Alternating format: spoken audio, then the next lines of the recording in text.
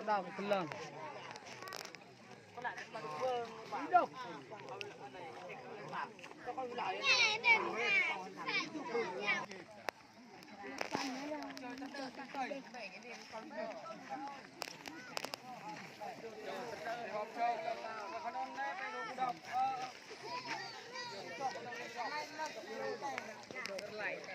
trời đen không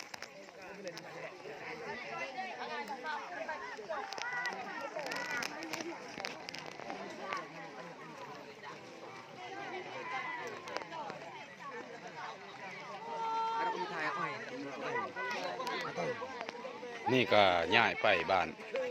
ที่ว่าไฟไหม้เนาะแล้วก็เขาย้ายออกจากบ้านแล้วก็ซุมือนี่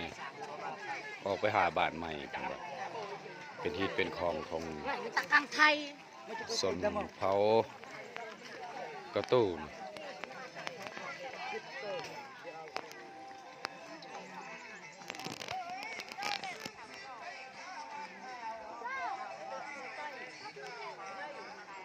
เข้าไปหาบ้าน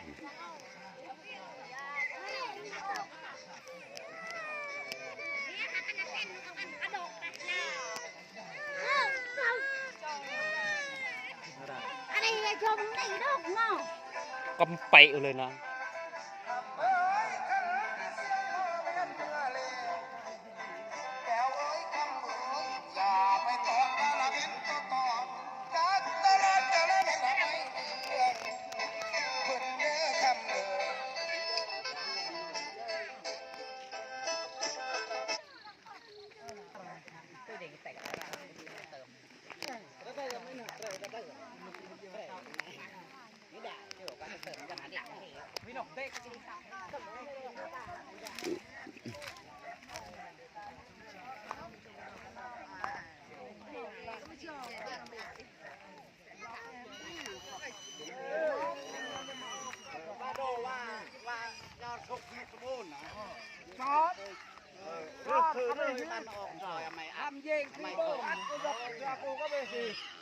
นี่ก็เป็นที่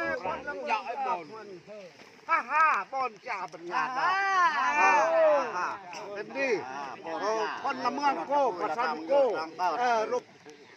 เป็นบอลจ่ากูเห็นดีตะมัดกระเป